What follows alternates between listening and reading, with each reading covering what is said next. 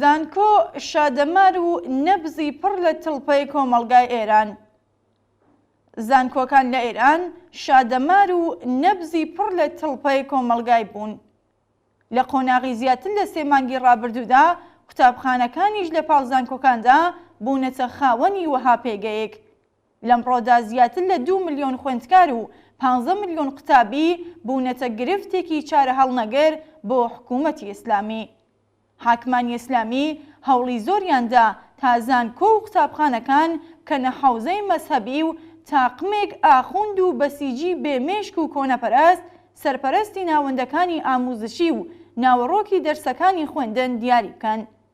واوەتر لە فێرکردن و ئاموزشدانی خورافات و دیاردەی سەدە نێوەڕاستیەکان ئاخوند و بەسیجی دەسەڵاتدارەکان بەسەر فەزای زانکۆدا لە هەوڵدان تا شێوازی ژیان پەیوەندی کۆمەڵایەتی بایەخیە فەرهەنگیەکانی خوێندکاران و قوتابیانیش بگێڕنەوە بۆ 4 سەدە لەوەبەر. زانکۆکان و فەزای ئاموزشی زیاتر لە پادگان دەچن تا شوێنی ئاموزشی لە سەدەی 21دا.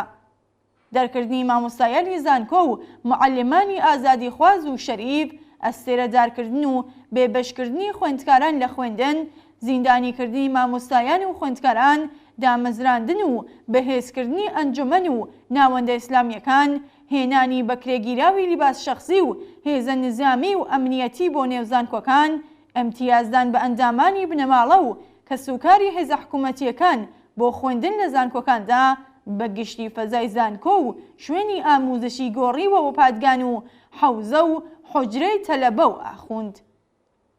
حاکمانی ئیسلامی بەم گشتە هەوڵە کۆنەپەرستانە و دژی ئاموزشیەوە نەوەستاون.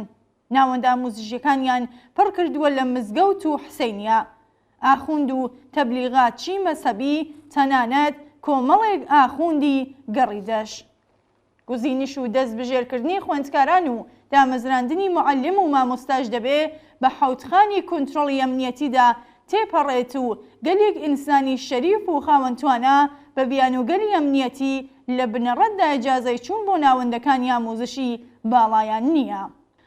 حاکمانی ئیسلامی نەزانکۆ دەناسن، نەخوێنەواری و دانیشی پێویستیان بۆ چوونە نێو زانکۆ هەیە و تەنانەت ئاشنایەتیان لەگەڵ زمانی خوێندکار و زانکۆشدا نییە.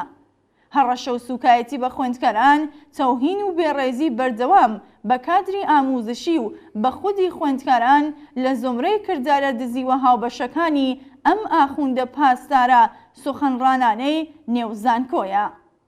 لە ڕۆژی 16 مانگی سەرماوەزە شارەزای تاران بەکردەوە وەک لات و لۆمپەنێکی زۆروێژ لەگەڵ خوێندکاراندا قسەی کرد کە وەڵامی شایستەی خۆی بە فیتولێدان و هاوار و دروشمی خوێندکاران وەرگرتەوە. حکوومەتێکە لە هەوڵدا بوو زانکۆ بکاتە حەوزەی مەزهەبی بە پێچەوانەوە لە ئێستادا ئاخوندەکان و ناوەندە مەزهەبی حکوومەتیەکان بەرەو ڕووی قین و بێزاری بەرین و سەرتاسەری جەماوەری خەڵک بوونەتەوە. بە ڕووخاندنی حکوومەتی ئیسلامی قوتابخانە و زانکۆکانیش پێگەی شیاوی خۆیان لەسەر بنەمای زانست و زانیاری بەدەست دێنەوە.